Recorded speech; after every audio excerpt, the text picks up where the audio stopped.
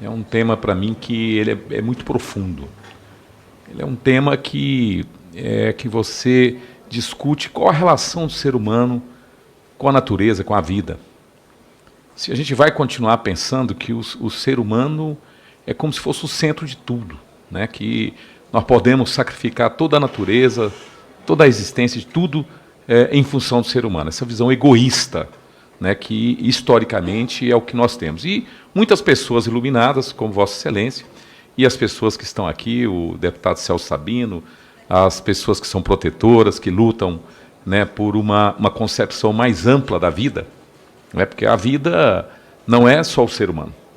A vida, e é por isso que eu estou dizendo que a gente tem que ter uma relação relação que a gente estabelece com a natureza. Se é uma relação de sustentabilidade, de respeito, ou uma relação egoísta, onde eu posso acabar com tudo em função do ser humano. Porque isso, para mim, define um monte de coisas, né? Porque aí a gente começa a discutir qual a relação cotidiana, qual a relação das leis que nós estabelecemos com relação, por exemplo, ao direito dos animais. Por exemplo, é uma discussão. E eu tenho um entendimento que eu sou muito otimista. Eu acho que a gente a humanidade vem despertando, vem criando assim situações. Eu, na minha cidade mesmo, fui vereador na cidade de Goiânia, estava ouvindo aqui até falar sobre a questão de circo. Lá nós aprovamos uma lei, circo lá não pode apresentar com animais. Né? É vedado, não pode utilizar animais circo. Eu sou um apreciador de circo, mas circo está errado usar animais. Como também aprovamos uma lei, que até eu vi que acho que retrasada, a semana passada, foi aprovada em Nova York. Lá não é proibido usar, por exemplo, o alimento foie gras, né, que é um negócio absurdo, que do fígado do ganso, que é extremamente cruel a forma que se adquire. Então, assim, são conquistas, né, são 2 leis de minha autoria que a gente aprovou, porque já a gente vai despertando essa discussão para a gente estabelecer uma outra relação, né, uma relação de respeito acima de tudo. Então, eu penso que é preciso, sim, a gente trabalhar em 2 pontas. Né, uma, cada vez mais, né, conquistar os corações das pessoas para que respeitem os animais, para que tratem isso como uma questão de sobrevivência do próprio ser humano. Sobrevivência. A gente respeitar a fauna e a flora é uma questão de sobrevivência, ou senão a gente vai destruir esse planeta. Né? E na outra ponta da educação é a punição, não tem outro jeito.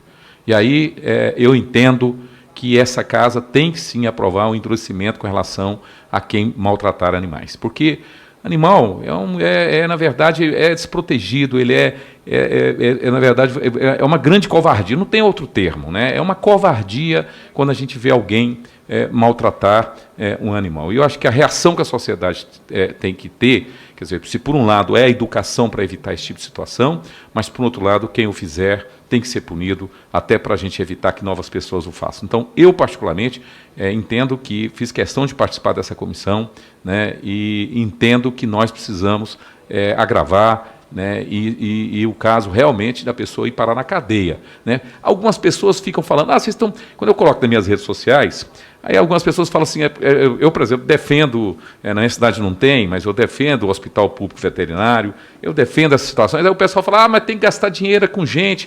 As pessoas não compreendem que a gente está cuidando da gente, está cuidando do ser humano. Quando a gente cuida do meio ambiente, quando a gente cuida dos animais da flora, nós estamos cuidando do ser humano também. Só que numa outra perspectiva, uma perspectiva de respeito e de sustentabilidade, acima de tudo. Então, acho que esse é um conceito de vida, acima de tudo. Então, respeitar os animais, eu até é interessante, eu tenho um amigo meu que é um lutador lá no meu estado, e ele é da Polícia Federal, interessante que, quer dizer, ele está aposentado agora, e ele diz que traz estatísticas, né, até interessantes, porque geralmente por exemplo, quando pega a história de pedófilos, por exemplo, vai ver também teve situações de maltrato com os animais. É impressionante como o FBI tem todo um estudo feito, é impressionante como quem maltrata o animal, maltrata também uma criança, tem essa capacidade. Então, é preciso a gente ter, né, eu falei, é conceitual, é uma concepção de vida. Então, eu, particularmente, acho que essa casa pode dar um exemplo para o país. E acho